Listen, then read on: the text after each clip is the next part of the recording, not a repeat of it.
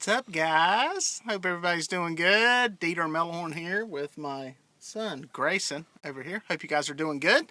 We are out doing some fishing. By the way, congratulations first to the Carolina Panthers on their win today over the Buffalo Bills. Second, congratulations to the guys that won the big tournament out there on the Mississippi in Memphis. That was the Masking Gales. They're really good is the best way to summarize it. That's an understatement. I think 158 pounds and change, 77-pound big fish. Tremendous victory. Awesome job. Good job, guys. Only won by 6 points. You kick butt. It's pretty amazing. By the way, I predicted my prediction on Lyle Stokes' feed from Catfish Weekly. I predicted 159 pounds, just for the record. Lyle's going to admit that tomorrow night on Catfish Weekly, I'm sure. But anyway, I was just a lucky guess.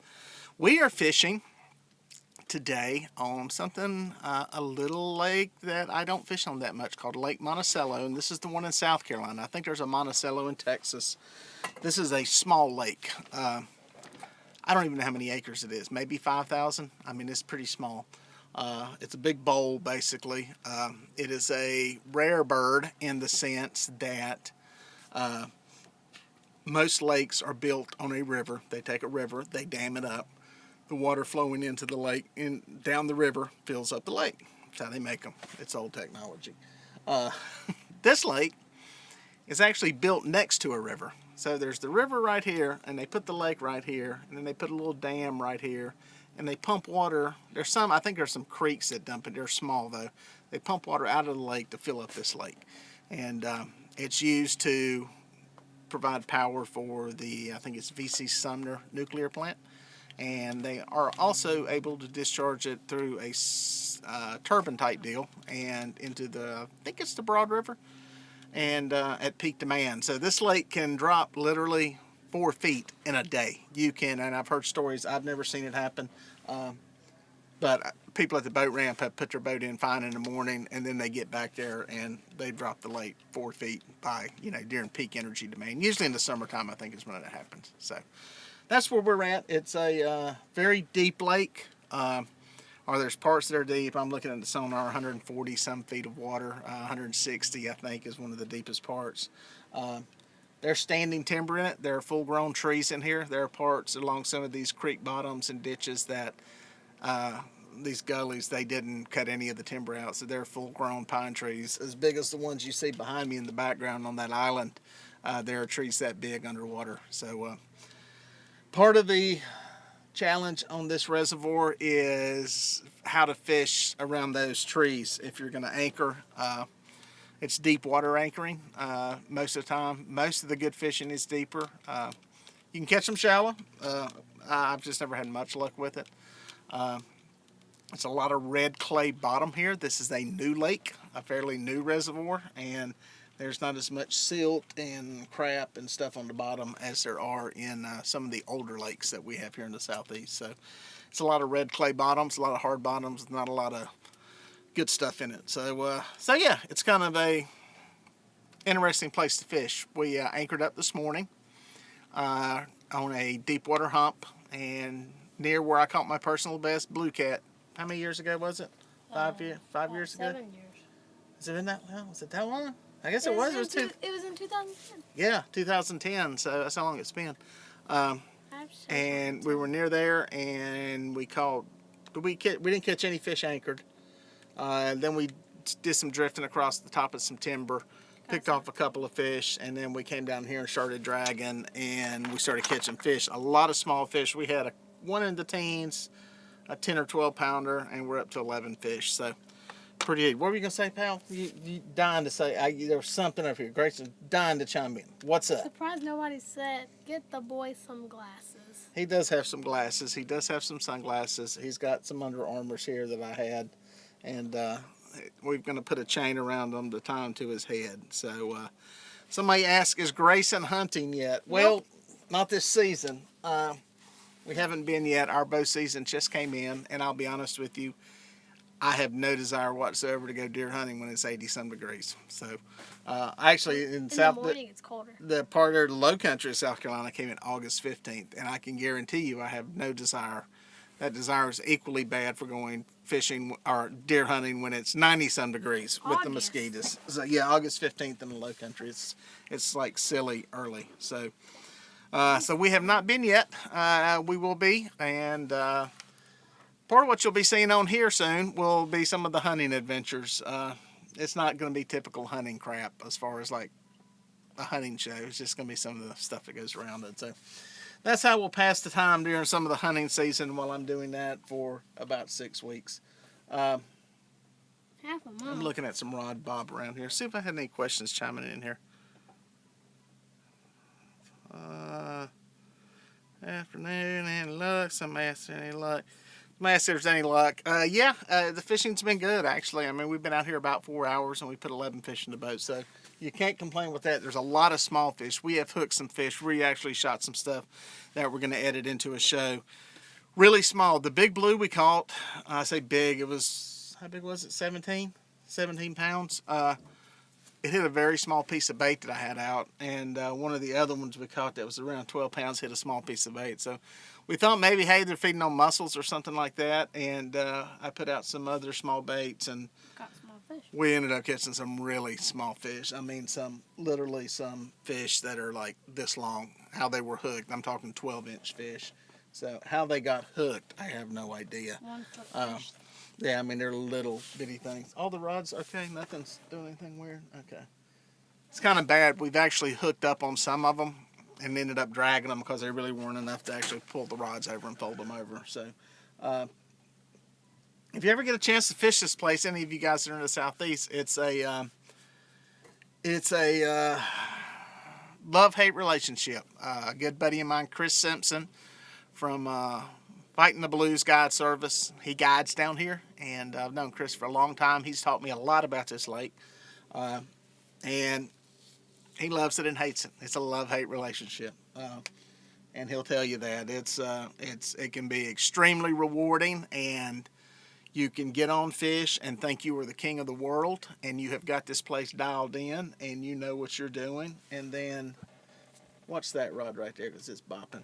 And then you come out here and you can't catch fish. So that's kind of the way this place works. The standing timber is the big thing that makes fishing here very. There's something going on right there with planer board. Hang on. I think there's a fish on there. Hang on, let me pop the board. There we go. Reel down on that. There you go.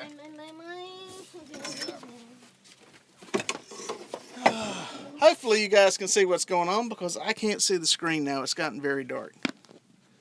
Hopefully you can see Grayson. There we go. Just going to let him winch away and we'll go to playing here, getting this fish in. I don't think it's a super monster. I think it's a decent fish. Came on one of the planer boards. We've got 6 rods out. 2 on planer boards just to open our spread up here a little bit. And we'll see what we got here. It's Moby Dick. Sadly, on the side of the boat where every one of the rods is, including the bait rod. You get a little stuff out of the way. We got a drift sock out and a trolling motor. This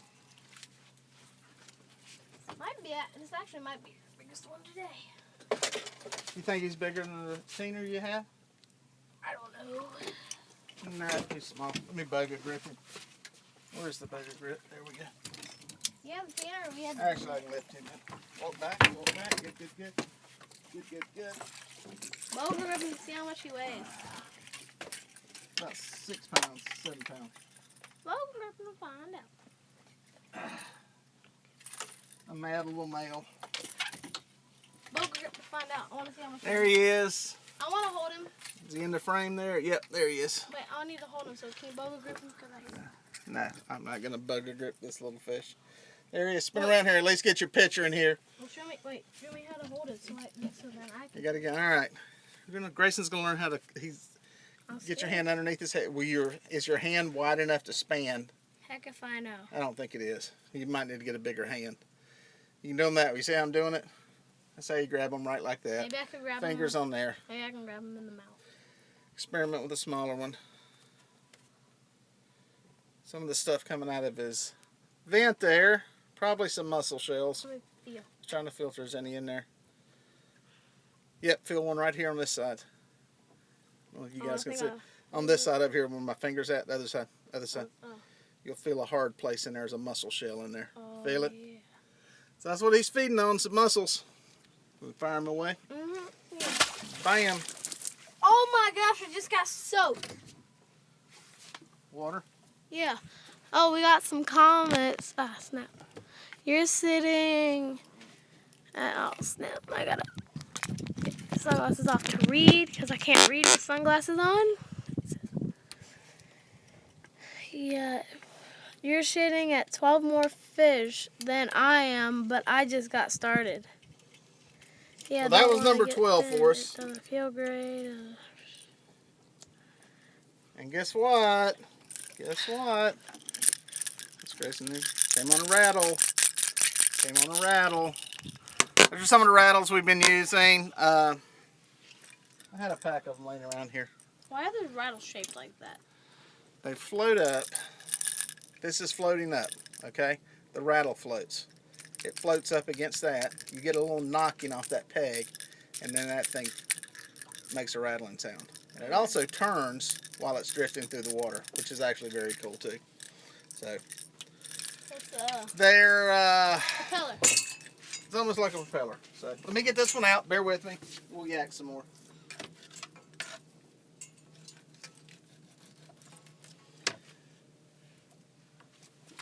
We got some gizzard shad that we caught on Lake Wateree.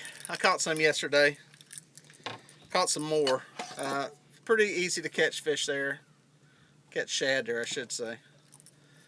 That's what I'm doing with the hooking of them. Just to make a little bait big.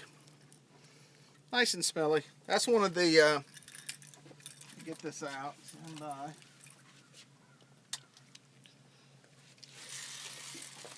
Oh, hi, guys. That's actually one of the, I'm going to call it bigger baits. Just relatively speaking, it's big compared to some of the, I got some little stuff out that's closer to the Asiatic mussels that are in here. Get that out. I'm going to get this planer board on there.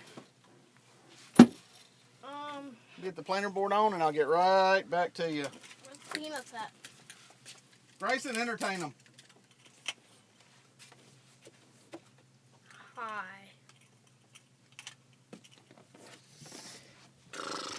Have y'all said anything? I haven't checked because I can't read with sunglasses on.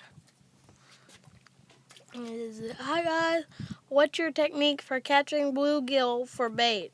Okay, we'll tell them that. Say, what's your technique for? Tell them how we catch them, Grayson. Well, we get the little spinner reels. This one. Okay, fine. We get these little rods with a little spinning reel on it, and I'm trying to remember what we use. What kind of bait you put on there? We use the white perch, right? Nope. Oh, okay. Comes in a red lid. Oh yeah, we use worms. Called red worms. We can't speak. We use red worms and then we pinch a piece off of them. Then we'll fold it over a little bit and put it onto the little itty bitty tiny hook. It's a little itty bitty tiny circle hook. Believe it or not, it's like a number 8 Gamakatsu circle hook. It's on a bobber. Just it's as elementary as you can get. I've actually put a video up somewhere in there in my list of stuff. There's a video that shows how to catch them.